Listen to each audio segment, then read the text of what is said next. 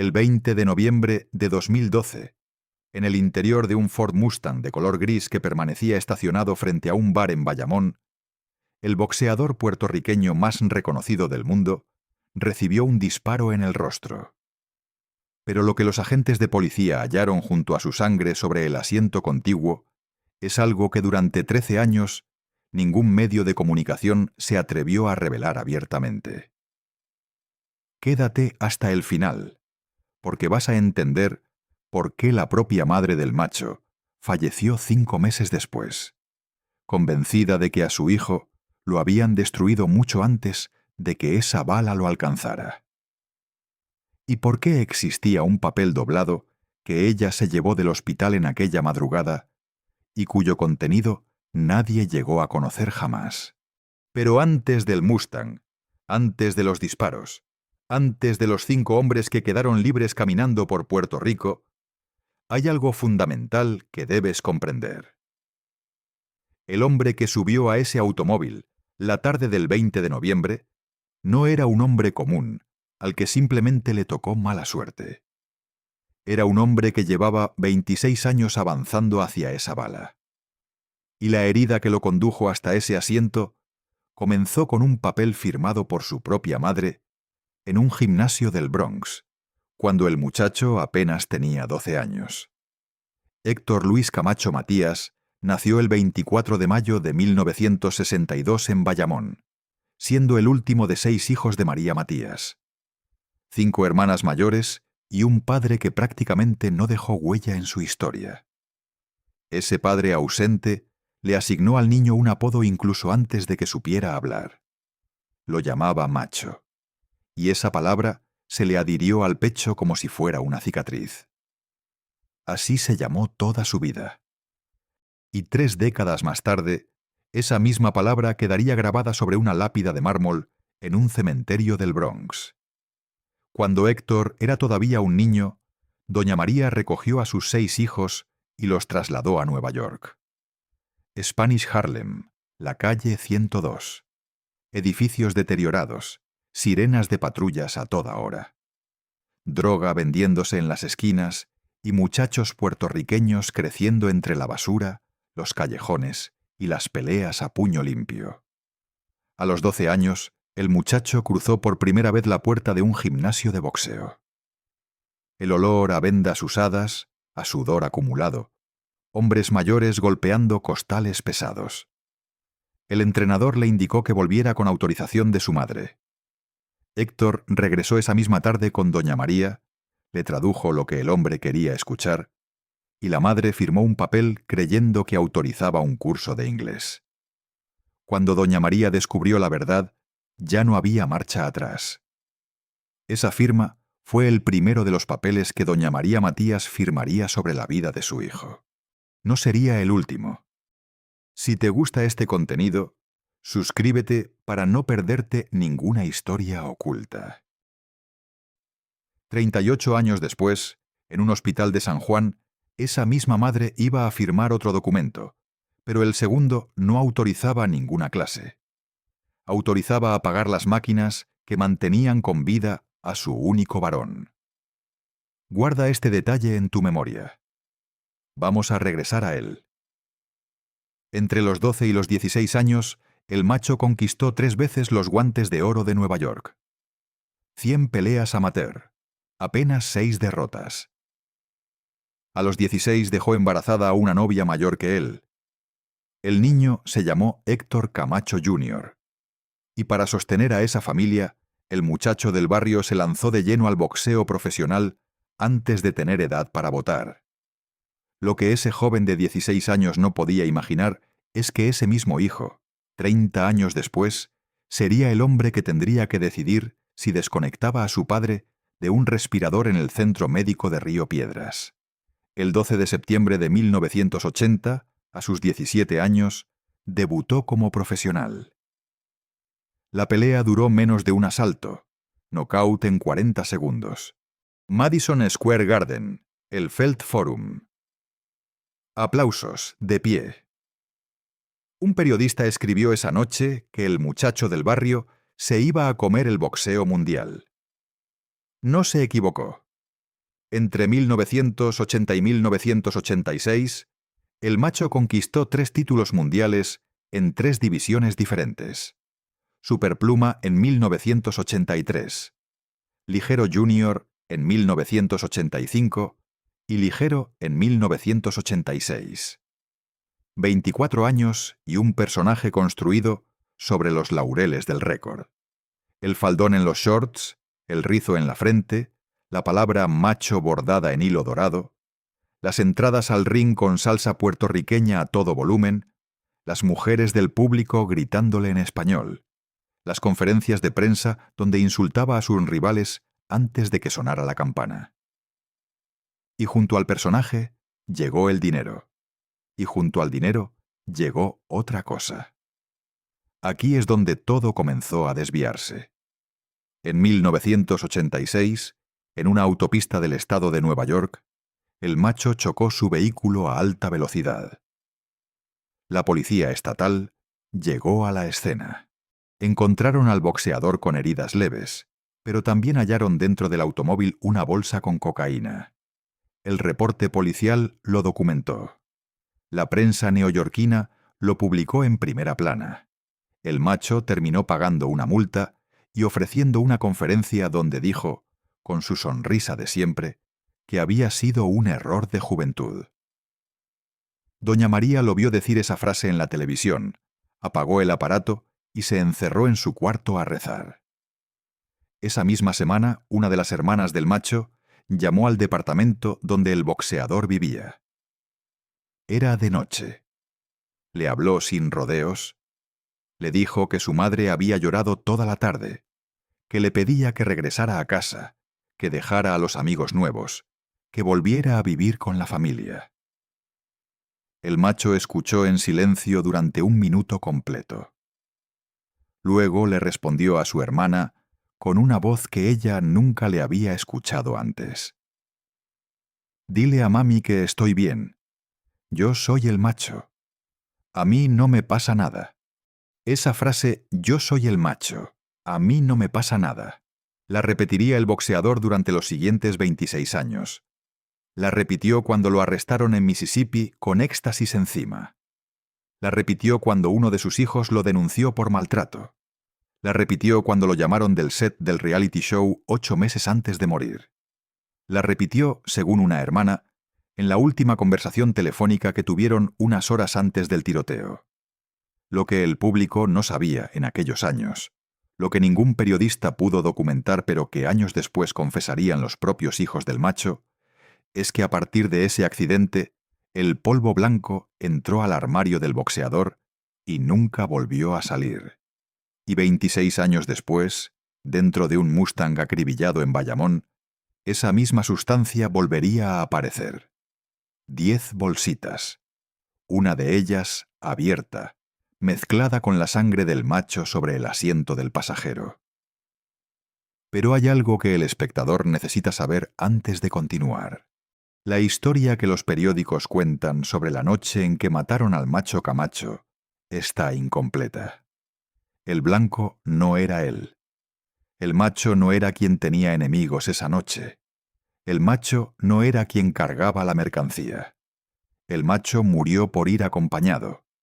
Y el hombre que iba al volante, el hombre que llevó al campeón puertorriqueño a un estacionamiento donde 5 sicarios los aguardaban, era un hombre con un nombre que durante años nadie quiso pronunciar. Adrián Mojica Moreno, Yamil. Y para entender por qué el Macho aceptó subirse a su automóvil aquella tarde de noviembre, hay que regresar a la pelea más importante de su carrera, la que lo transformó por dentro. La que se vio en cada cantina de México un sábado por la noche. 12 de septiembre de 1992. Thomas y Mack Center. Las Vegas, Nevada. El Macho Camacho contra Julio César Chávez. Pelea por el título mundial superligero del Consejo Mundial de Boxeo. Aquella noche, en cada cantina de Tijuana, en cada sala de Guadalajara, en cada cocina de Monterrey, había hombres mexicanos pegados al televisor. Padres con sus hijos al lado, abuelos con la radio encendida por si fallaba la imagen, tíos apostando con compadres una caja de cervezas. 50 millones de personas frente a las pantallas en México, Puerto Rico y Estados Unidos. Y para todos esos hombres mexicanos que miraban desde su sala, el rival a vencer era ese boxeador que se reía, que bailaba en el ring, que insultaba en español al gran campeón. El macho subió al cuadrilátero con su faldón, sus shorts dorados y la palabra macho bordada al frente. Sonrió a las cámaras, saludó al público, insultó a Julio César en el centro del ring durante la presentación. Lo señaló con el dedo. Le dijo cosas que las cámaras no lograron captar, pero que los aficionados de primera fila sí escucharon. Pero algo ocurrió esa noche. Desde el primer asalto, quienes conocían bien al macho notaron que el muchacho del faldón ya no era el mismo. Las piernas no respondían igual. Los reflejos llegaban un instante tarde. La cintura, esa cintura, que durante 10 años había hecho fallar a los mejores noqueadores del mundo, esa noche se quedó plantada frente a los ganchos del mexicano. Julio César Chávez, en cambio, tuvo la mejor noche de su carrera. Lo cazó con la izquierda, le rompió la nariz en el cuarto asalto, le abrió una ceja en el sexto, lo hizo tambalear contra las cuerdas en el noveno. El macho aguantó los 12 asaltos de pie, nunca cayó a la lona, nunca fue noqueado. Pero cuando sonó la campana final, los 3 jueces entregaron tarjetas que daban una paliza clara al mexicano. En las salas de México hubo gritos aquella madrugada. Hombres abrazando a sus hijos, cervezas levantadas, mujeres asomándose desde la cocina. El gran campeón había silenciado al puertorriqueño del faldón. En las cantinas de Tijuana se escuchó una sola palabra durante 10 minutos sin parar. Chávez, Chávez, Chávez.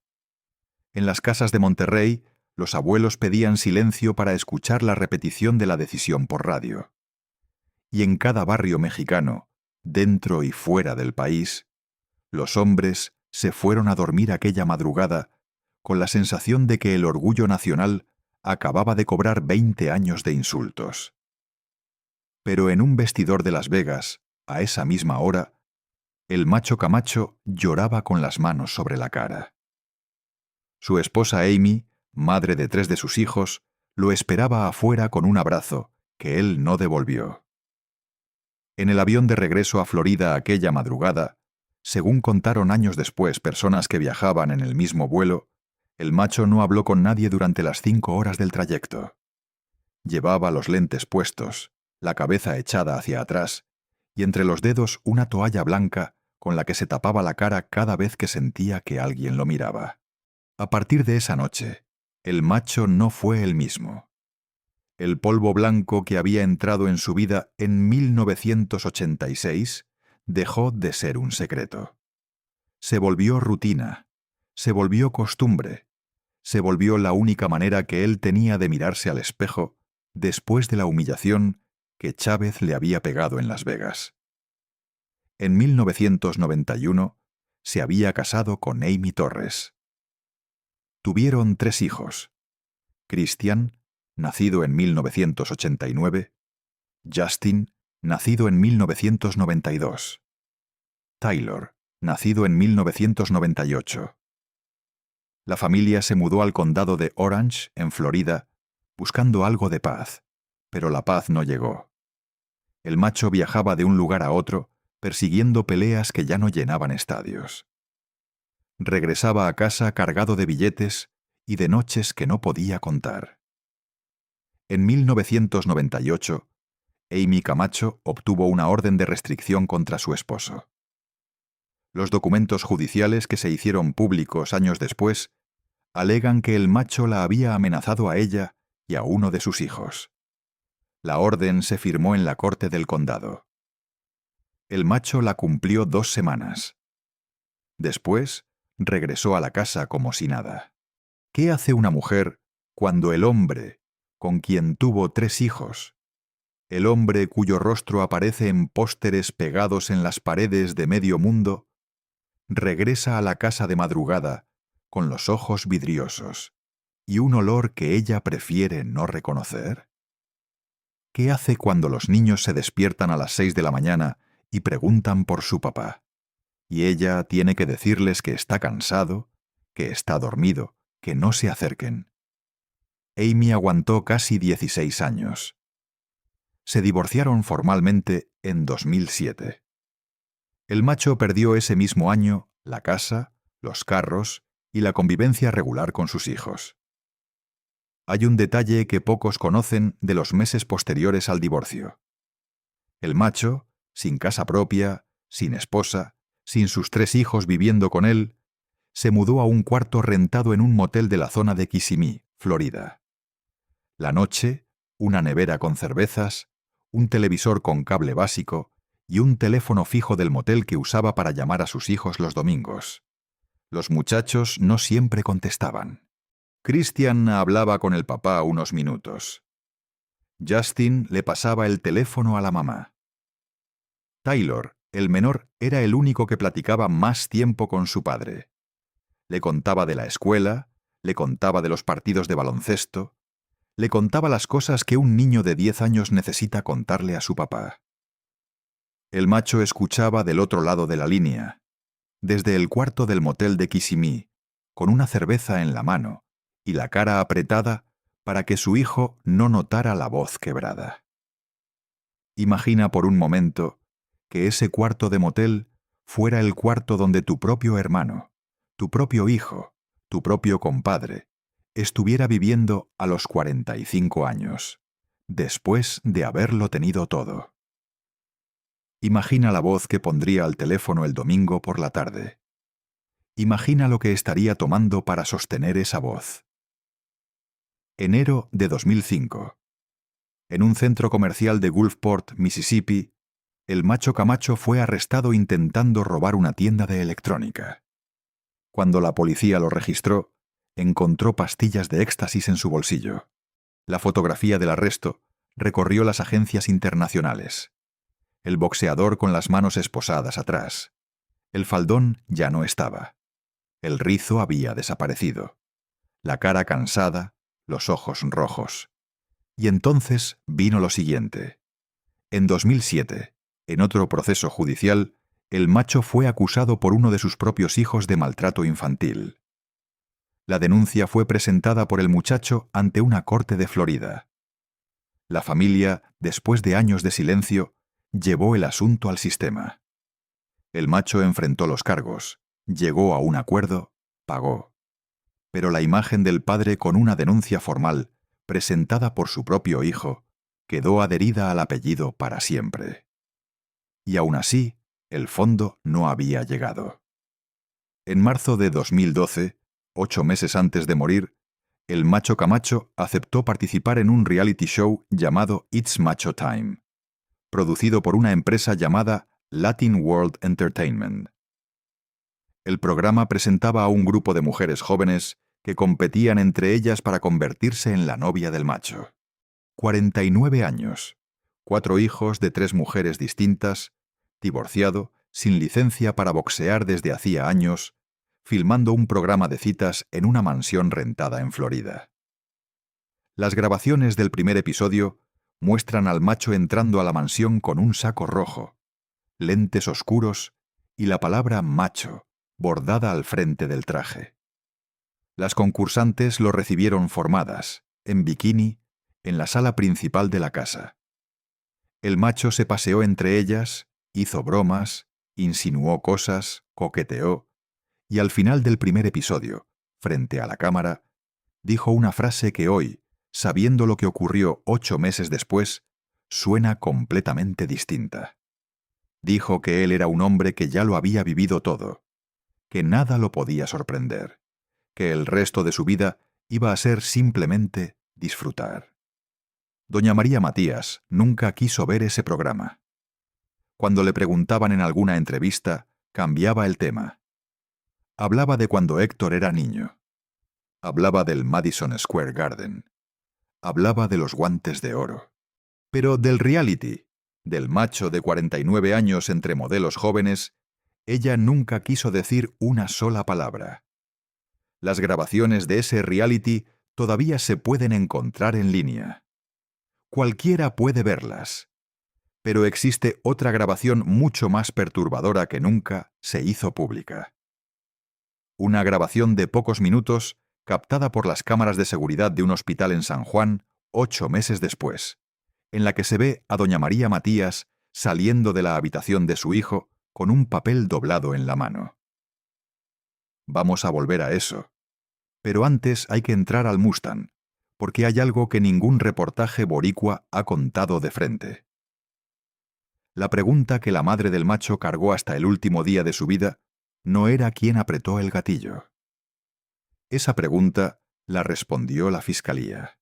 La pregunta que doña María se hizo cada mañana durante los 5 meses que le quedaron de vida después del veredicto era otra. Y era esta. Si los hombres que mataron a su hijo quedaron libres, y si su hijo no era el blanco original, entonces, ¿qué fue exactamente lo que sí lo mató esa noche? ¿Quién fue el verdadero responsable? ¿Y por qué durante 10 años esa respuesta estuvo escrita en los expedientes de Puerto Rico sin que nadie quisiera leerla en voz alta? A finales de 2012, el macho Camacho había regresado a Puerto Rico. Llevaba meses viviendo entre Bayamón, donde estaba su familia materna, y los hoteles baratos del área metropolitana de San Juan. Le quedaba poco dinero, algunas peleas de exhibición de vez en cuando, algunas firmas de autógrafos pagadas en bares y eventos privados, y un teléfono celular que sonaba cada vez menos. Hay una escena que un periodista boricua reconstruyó después con base en testimonios. La noche del 15 de noviembre, 5 días antes del tiroteo, el macho cenó en un restaurante de comida criolla en el centro de Bayamón. Lo acompañaba una sobrina suya, hija de una de sus hermanas. La muchacha, de unos 20 años, le preguntó al macho cómo estaba. El macho le respondió sin rodeos que estaba cansado, que ya había vivido todo lo que tenía que vivir, que si se moría mañana no iba a quejarse. La sobrina se asustó. Le contó esa conversación a su mamá, y esa misma noche, la mamá llamó a doña María Matías a Nueva York. Doña María intentó comunicarse con su hijo durante toda la semana. Le marcó al celular, le dejó mensajes. El macho contestó una sola vez. Le dijo a su madre que no se preocupara, que él estaba bien, que iba a regresar a Nueva York para el Día de Acción de Gracias. Acción de Gracias de 2012 caía el jueves 22 de noviembre, 2 días después del tiroteo. El macho Camacho nunca llegó a esa cena familiar. ¿Qué hace una madre cuando su hijo de 50 años le contesta por teléfono que no se preocupe? ¿Qué hace cuando ella sabe, sin que nadie se lo diga, que ese hijo está avanzando hacia algo de lo que no va a poder regresar? En esas mismas semanas, el macho había comenzado a frecuentar un círculo nuevo. Hombres más jóvenes que él, hombres que se movían en carros importados por las carreteras de Bayamón. Entre esos hombres, según reportaría después la prensa boricua, estaba Yamil Mojica. La amistad entre los dos era reciente. Mojica había comenzado a aparecer en eventos donde estaba el macho. Le invitaba a tragos, le presentaba mujeres, le ofrecía rondas en su carro deportivo, un Ford Mustang gris que llamaba la atención en los barrios. La familia del macho intentó frenarlo.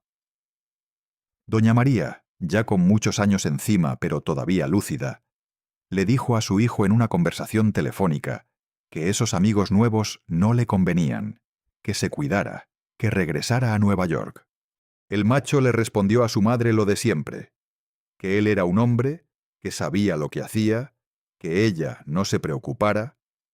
La tarde del 20 de noviembre de 2012, el macho salió de la casa de una de sus hermanas en Bayamón. Le dijo que iba a tomarse algo con un amigo, que no iba a tardar, que regresaba para la cena. La hermana lo despidió en la puerta, lo vio subirse al Mustang gris de Yamil Mojica, vio el carro arrancar y volvió a entrar a la casa pensando, como pensaba cada vez, que su hermano estaría de vuelta antes de la medianoche. Faltaban menos de 5 horas para que el macho Camacho recibiera un balazo en la cara. Carretera 167, Bayamón, frente al negocio Azuquita.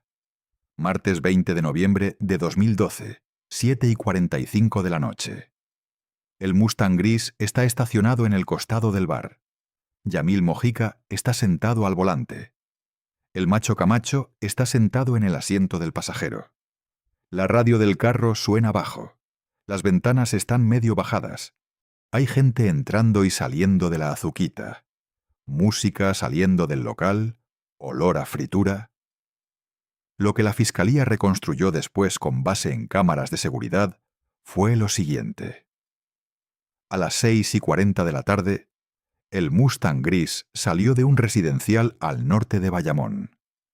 Pasadas las 7, se detuvo en una gasolinera de la carretera 167 a cargar combustible. A las 7:20, el carro apareció en las cámaras de seguridad de un comercio cercano a la Azuquita. A las 7:30, Yamil Mojica entró al bar, compró 2 cervezas, salió y se sentó dentro del carro a esperar a alguien. A las 7:40, el macho Camacho llegó al bar caminando desde la esquina opuesta. Saludó a un par de aficionados que lo reconocieron en la entrada. Firmó una servilleta para una mujer que se la pidió. Esa servilleta, según la prensa local, todavía la guarda esa mujer en una cajita de zapatos en su casa de Bayamón. Es uno de los últimos autógrafos que el macho Camacho firmó con vida. El boxeador subió al asiento del pasajero del Mustang, cerró la puerta y comenzó a conversar con Yamil sobre algo que nunca se sabrá con exactitud. 5 minutos después, el otro carro apareció. Color gris, ventanas oscuras. Redujo la velocidad al pasar al lado del Mustang. Los pasajeros del segundo vehículo asomaron armas por las ventanas y comenzaron a disparar. Las balas entraron por el costado del Mustang. Una de ellas alcanzó a Yamil Mojica en la cabeza. Yamil cayó sobre el volante. Murió en el acto. Otra bala le entró al macho Camacho por la cara, le rompió la mandíbula, le destrozó arterias del cuello y quedó alojada en su hombro derecho. El macho cayó sobre el asiento. Sangre por la boca, sangre por la nariz, sangre sobre la 10ª bolsa de cocaína que Yamil había abierto unos minutos antes. El segundo carro aceleró y desapareció por la carretera 167. La gente del bar Azuquita corrió a refugiarse. Alguien llamó al teléfono de emergencias. Una ambulancia llegó. Encontraron a Yamil sin pulso. Encontraron al macho con respiración mínima. Lo trasladaron al centro médico de Río Piedras, en San Juan. Lo llevaron a quirófano. Los médicos intentaron estabilizarlo. Le extrajeron la bala del hombro. Le hicieron transfusiones, pero el daño cerebral era masivo. El oxígeno había dejado de llegar al cerebro durante demasiados minutos. Imagina por un momento que tú fueras doña María Matías esa noche. Imagina que estuvieras viendo televisión en tu casa de Nueva York, donde llevabas 30 años viviendo, y de repente sonara el teléfono. Imagina la voz desconocida del otro lado de la línea diciéndote que tu único hijo varón estaba en una camilla de hospital con un balazo en la cara. Imagina la ropa que te pusiste. Imagina el avión que tomaste a la mañana siguiente. Imagina el pasillo de ese centro médico de Río Piedras a las 5 de la madrugada del 21 de noviembre, esperando a que un médico saliera a decirte algo. Cuando la policía registró el cuerpo de Yamil Mojica esa misma noche, encontró 9 bolsas pequeñas de cocaína dentro de uno de los bolsillos del pantalón y una 10ª bolsa abierta sobre el asiento del Mustang. Polvo blanco esparcido entre las 2 butacas delanteras. La sangre del macho mezclada con esa cocaína. El blanco no era el macho. El blanco era Yamil. Los 5 sicarios fueron contratados para robarle varios kilos de cocaína que Yamil supuestamente cargaba esa noche. El macho Camacho murió porque iba sentado al lado del hombre equivocado, en el momento equivocado, en el carro equivocado. Murió por ir acompañado. Esto fue lo que la Fiscalía Boricua confirmó años después. Esto fue lo que el secretario de Justicia diría en marzo de 2022 frente a las cámaras. Y esto fue lo que doña María Matías, a sus muchos años, se negó a aceptar como respuesta completa, porque había una pregunta más. Una pregunta que ningún fiscal quería responder de frente. El macho Camacho no murió esa misma noche. Lo conectaron a un respirador y lo declararon clínicamente con muerte cerebral al día siguiente, miércoles 21 de noviembre. Pero la familia, dividida desde hacía años por el divorcio del macho y por las relaciones con sus distintos hijos, no logró ponerse de acuerdo de inmediato sobre qué hacer. Doña María quería esperar. Amy, ya divorciada desde hacía 5 años, tenía opiniones distintas. Héctor Camacho Jr., el primer hijo, el que había nacido cuando su padre tenía 16 años, llegó al hospital y se encontró frente a un padre al que apenas conocía, pero al que ahora tenía que decidir si desconectaba. Durante 4 días, el Centro Médico de Río Piedras tuvo en una de sus camas a uno de los boxeadores más famosos de la historia, conectado a tubos sin actividad cerebral. Afuera del hospital, los aficionados puertorriqueños dejaban velas, flores y camisetas con su número en el suelo.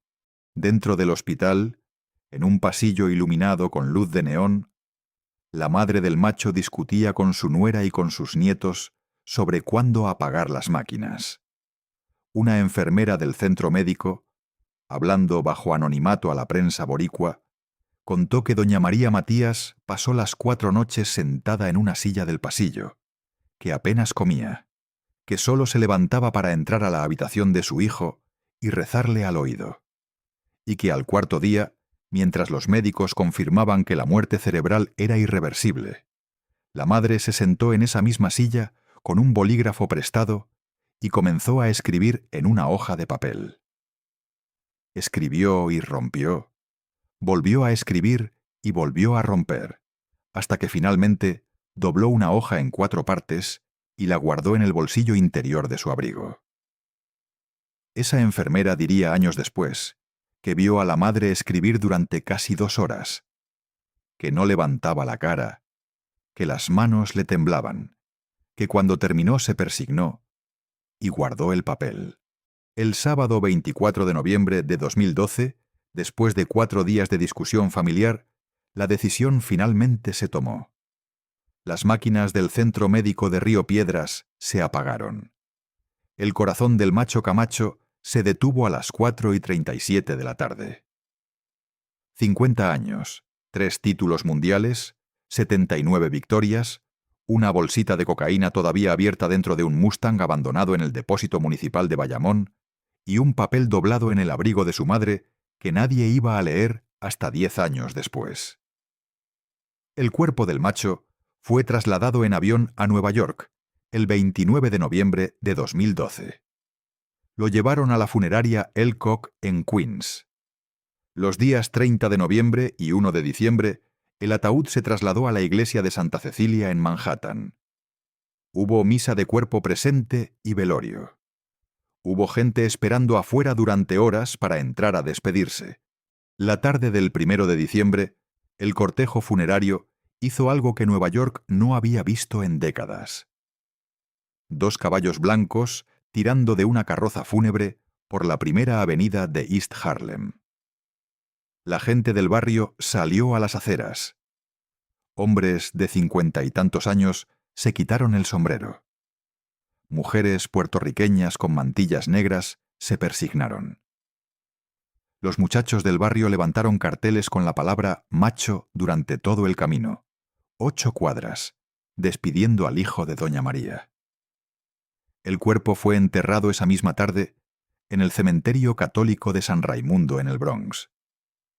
Doña María introdujo, antes de que cerraran el ataúd, una fotografía vieja, una de 1982, tomada en el vestuario del Madison Square Garden, donde se la veía a ella sosteniendo a su hijo por la nuca después de una pelea. En la lápida, junto al nombre completo y las fechas, doña María pidió que se grabara una sola palabra adicional, la misma que el padre ausente le había puesto al niño antes de que aprendiera a hablar. Macho. Pero el papel doblado seguía en el bolso, y la justicia que esa madre esperaba todavía no había comenzado a moverse. 10 años después, cuando alguien finalmente empujó esa puerta, lo que iba a salir del expediente boricua sería peor de lo que ningún periodista había imaginado. 9 de marzo de 2022. Conferencia de prensa del Departamento de Justicia de Puerto Rico. Un secretario de Justicia llamado Domingo Emanueli Hernández anunció lo que la familia Camacho había esperado durante una década. 5 arrestos, 5 rostros en pantalla, 5 hombres que, según la Fiscalía Boricua, habían planeado y ejecutado el asesinato del macho Camacho y de su acompañante. Wilfredo Rodríguez Rodríguez, Fredo el Alto, Jesús Naranjo Adorno, Joshua Méndez Romero, Georgi Luis Ayala García y Juan Figueroa Rivera. 5 hombres acusados de conspiración y asesinato en primer grado. 3 de ellos ya cumpliendo sentencias federales en una cárcel de Florida por delitos de drogas, trasladados en avión a Puerto Rico bajo custodia armada, esposados, con la cara baja y la sangre del macho en las manos. Doña María Matías llegó al tribunal de Bayamón ese mismo día. Tenía ya muchos años encima. Caminaba despacio, vestía de negro. Cuando salió la determinación de la jueza Milagros Muñiz Mas para arrestar a los 5, doña María levantó el puño en el aire frente a las cámaras. No habló, no dio entrevista. Solo hizo ese gesto. El puño cerrado como su hijo lo levantaba después de cada pelea ganada. Pero ese gesto del puño cerrado escondía algo. Doña María todavía no sabía por qué habían matado a su hijo. La Fiscalía dijo en esa misma conferencia que no podía revelar el motivo del crimen, que había evidencia, que había pruebas, pero que el motivo, por razones de la investigación, se mantenía sellado. Lo que ese sello ocultaba es lo que ningún periodista boricua se atrevió a publicar de frente aquella tarde de marzo de 2022. La respuesta a la pregunta más difícil que cualquier madre puede formular. ¿Por qué a mi hijo? ¿Por qué a Héctor? Y esa respuesta, una vez que la conozcas, no la vas a poder olvidar. Octubre de 2022. Tribunal de Primera Instancia de Bayamón. Casi 7 meses después de la radicación de cargos contra los 5 sospechosos, la Fiscalía Boricua presentó su caso. Llevó al estrado a un testigo principal, un hombre que afirmaba haber estado presente cuando los 5 se reunieron en el residencial Brisas de Bayamón para planear el asesinato. El testigo declaró que uno de los acusados le había confesado el crimen. La Fiscalía presentó evidencias y reconstruyó la cadena, conectando a los 5 con el Mustang. La jueza determinó que no había causa para arresto. Los 5 hombres fueron absueltos por insuficiencia de pruebas. 3 de ellos regresaron a sus celdas en Florida a cumplir condenas por otros delitos. 2 de ellos quedaron esa misma tarde en libertad, caminando por las calles de San Juan. Y la familia del macho Camacho se enteró por la televisión. Doña María Matías recibió la noticia en su apartamento del Bronx. Tenía ya más de 80 años. Le pidió a una de sus hijas que apagara la televisión. Se sentó en el sofá. No habló durante el resto de la tarde. Esa misma noche, según contó después una de sus hijas, doña María se levantó del sofá a las 8. Caminó hasta el cuarto donde guardaba las cosas viejas de su hijo. Abrió un cajón. Sacó una copia exacta de la fotografía que ya había metido en el ataúd 10 años antes. Doña María había guardado 2 copias toda la vida. La fotografía del Madison Square Garden de 1982. La fotografía de la madre sosteniendo al hijo por la nuca. La dejó sobre la mesita de la sala, frente a la imagen de la Virgen. Junto a la fotografía, esa misma noche, doña María sacó también el papel doblado que se había llevado del Centro Médico de Río Piedras 10 años antes. Lo desdobló por primera vez en presencia de una de sus hijas. La hija leyó lo que su madre había escrito aquella madrugada del 4º día, sentada en una silla del pasillo del hospital, mientras los médicos confirmaban que su único varón ya no iba a despertar. El papel decía pocas cosas. Era una lista corta y hecha a mano, con la letra temblorosa de una mujer que llevaba 4 noches sin dormir. Doña María había escrito los nombres de los hombres a los que ella culpaba de la muerte de su hijo. Y no eran 5, eran 6. El primero de la lista no era ningún sicario. El primero era el padre que le había puesto el apodo macho al niño y se había marchado. El segundo era el entrenador del gimnasio de Spanish Harlem que había aceptado una firma que sabía falsa. El tercero era el manager que se hizo cargo del macho cuando tenía 18 años y nunca lo separó de los amigos equivocados. El cuarto era el primer hombre que le ofreció una bolsa de cocaína al macho en una autopista de Nueva York en 1986. El quinto era Yamil Mojica. Y al final de la lista, escrito con letra todavía más temblorosa que las demás, había un 6º nombre, el nombre completo de su hijo. Doña María había incluido al macho en su propia lista de culpables. Esa noche, según contó la hija, la madre apoyó el papel sobre la fotografía del Madison Square Garden y se quedó mirando ambas cosas durante 1 hora sin hablar. Después dobló el papel otra vez, lo metió debajo de la fotografía y le pidió a su hija que cuando ella muriera, ese papel se enterrara con la imagen de la Virgen, y la imagen de la Virgen se enterrara con ella. Pero la lista todavía guardaba un secreto que la hija no descubrió esa noche. Un secreto que solo se supo 4 meses después, una semana antes de que el corazón de doña María Matías se detuviera para siempre. Porque en aquel papel, debajo de los 6 nombres, había una 7ª línea. Una línea que la madre no quiso leer en voz alta cuando lo desdobló por primera vez. Una línea escrita con una letra distinta, más antigua, más firme, una letra que no era la de doña María.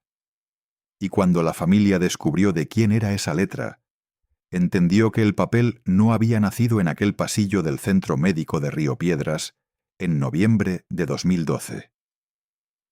Había nacido mucho antes y respondía a una pregunta que nadie en la familia se había atrevido a formular en 30 años.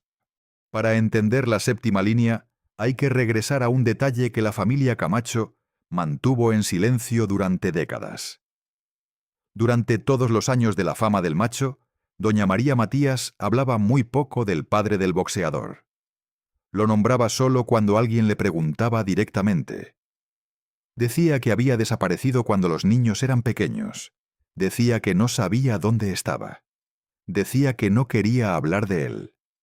Pero esa versión, la que la familia repetía hacia afuera, no era exactamente la verdad. Una de las hermanas del macho, la mayor, contó después de la muerte de doña María que el padre del boxeador no había desaparecido del todo, que había regresado, que había aparecido por lo menos 2 veces en la vida del macho. La primera en 1983, cuando su hijo ganó el primer título mundial. La segunda en 1992, una semana después de la derrota contra Julio César Chávez. Las 2 veces, según contó la hermana, el padre llamó por teléfono al departamento del macho en Nueva York. Las 2 veces le pidió dinero. Las 2 veces el macho le mandó dinero sin decírselo a su madre. Y las 2 veces el dinero llegó a una dirección de Bayamón que el macho guardó en una agenda que nadie en la familia volvió a ver hasta 4 meses después de la muerte de doña María. Esa agenda vieja con tapas de cuero negro que el macho llevaba siempre en el bolsillo interior de su saco, estuvo perdida 10 años. Pero apareció, y lo que estaba escrito en una de sus últimas páginas conectaba directamente con la séptima línea del papel doblado. La agenda apareció en marzo de 2023 en una caja de objetos personales que la funeraria Elcock de Queens había guardado tras el funeral de noviembre de 2012. Llevaba 10 años en un almacén.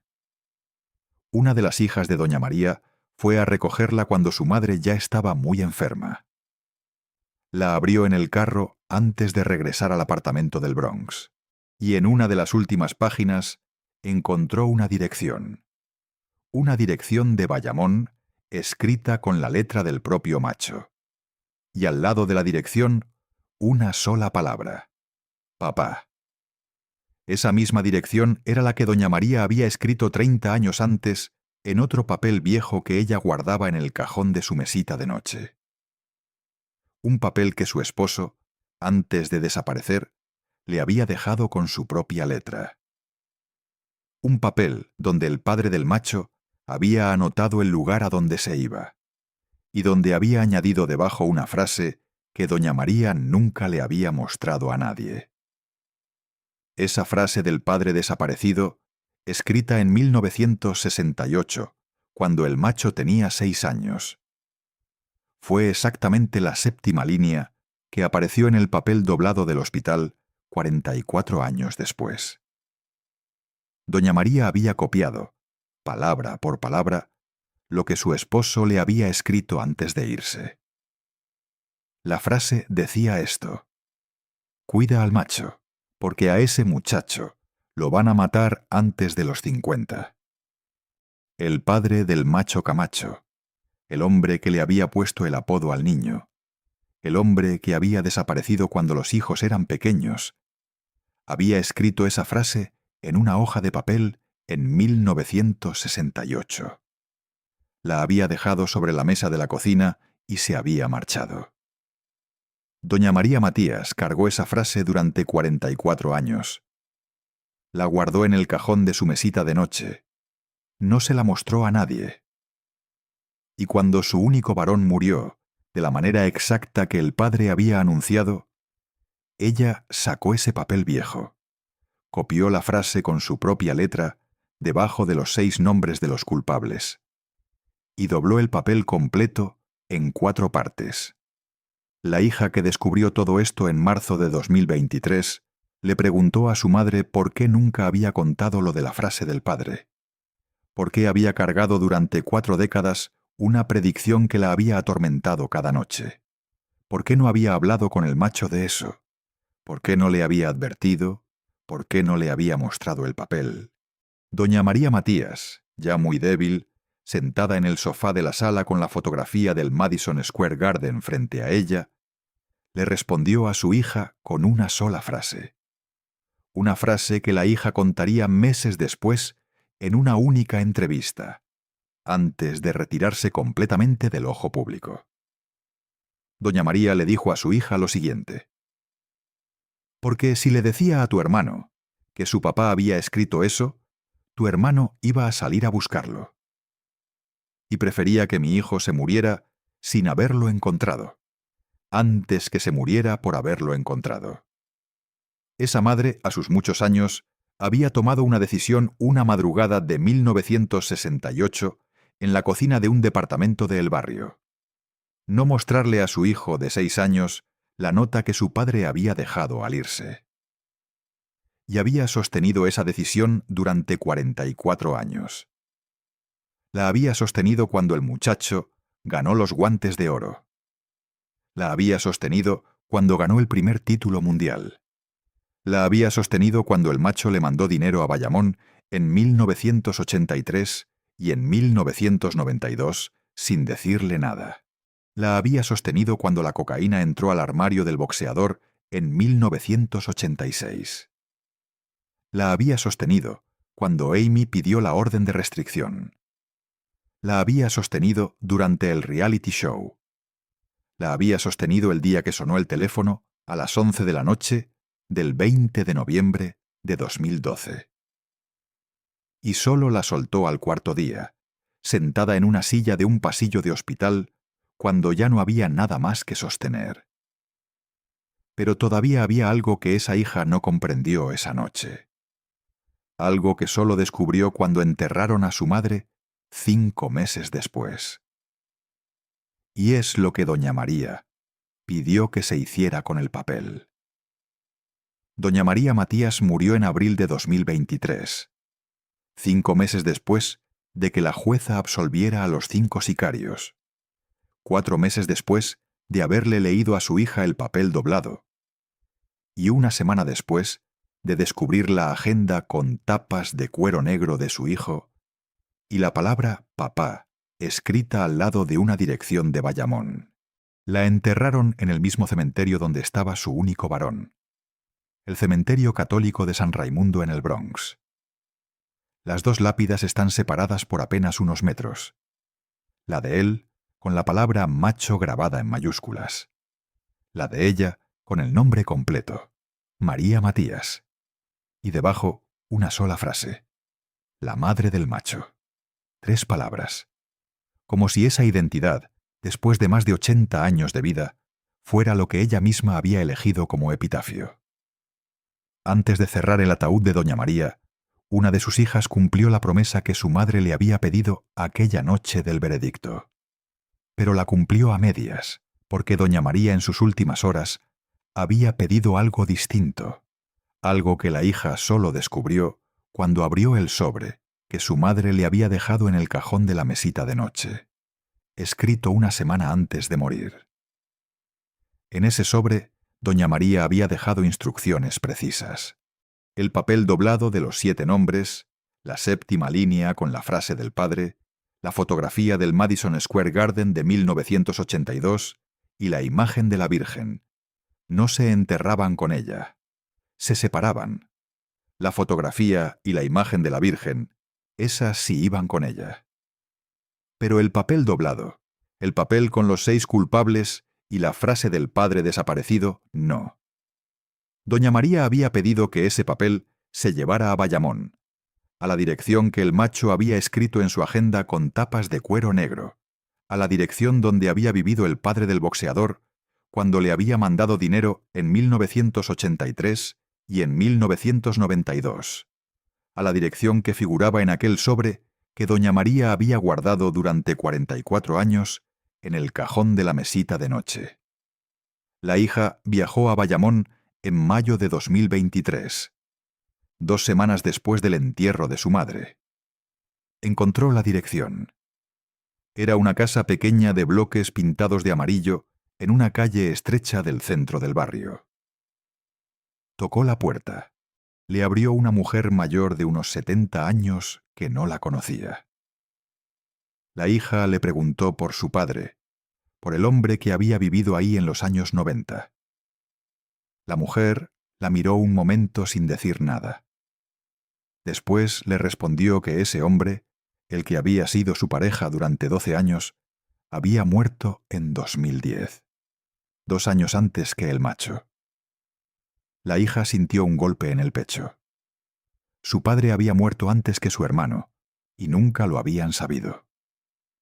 La mujer la invitó a pasar a la sala, le sirvió un vaso de agua y le contó que su pareja, el padre del macho, había seguido cada pelea de su hijo por televisión durante toda la vida, que tenía un álbum con recortes de periódico, que tenía un casete grabado con la transmisión de radio del primer título mundial, que cuando su hijo perdió contra Chávez en 1992, no salió de la casa durante una semana, y que la última cosa que dijo antes de morir en una cama de hospital de Bayamón fue una frase corta, una frase que la mujer nunca olvidó. Dile al macho que lo siento. Pero ese mensaje nunca llegó. El padre del macho murió en 2010. El macho murió en 2012. Y en medio de los dos, una mujer mayor en una casa de Bayamón, sin teléfono, sin dirección de la familia, sin manera de avisar, se había guardado esas 5 palabras durante 2 años, hasta convertirlas en humo.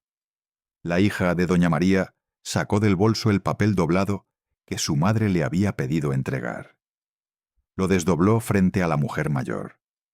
Le mostró la 7ª línea, la frase que el padre del macho había escrito en 1968 y que doña María había copiado en el hospital 44 años después. La mujer mayor leyó la frase. La leyó 2 veces. Después miró a la hija con los ojos llenos de agua y le dijo una sola cosa: que esa letra no era la del padre del macho. Le dijo que esa letra ella la conocía, que la había visto durante los 12 años que su pareja había vivido en esa casa, que esa letra estaba en cartas viejas, en sobres guardados en una caja de zapatos, que el padre del macho durante años había recibido cartas escritas con esa misma letra, y que esas cartas no las firmaba un hombre, las firmaba otra mujer. La hija de doña María se quedó mirando el papel. 44 años. Su madre había guardado una nota durante 44 años, creyendo que la había escrito su esposo desaparecido. Y resultaba que esa nota, esa predicción de que al macho lo iban a matar antes de los 50, no la había escrito el padre. La había escrito otra persona. Una mujer cuyo nombre, la pareja del padre del macho, no quiso revelar esa tarde, sentada en la sala de la casa de bloques amarillos, en mayo de 2023. La hija salió de la casa con el papel todavía en la mano. Caminó hasta el carro, se sentó al volante y antes de arrancar, dobló el papel otra vez en 4 partes y lo metió en la guantera. No regresó nunca a esa casa. No volvió a buscar a esa mujer. Y no le contó a nadie de la familia, durante mucho tiempo, lo que había escuchado esa tarde en Bayamón. El papel sigue, según las pocas fuentes que han hablado de esto, dentro de una guantera o de un cajón en algún lugar de Nueva York. La 7ª línea, escrita por una mujer cuyo nombre nadie en la familia Camacho conoce todavía, sigue prediciendo una muerte que ya ocurrió hace 13 años.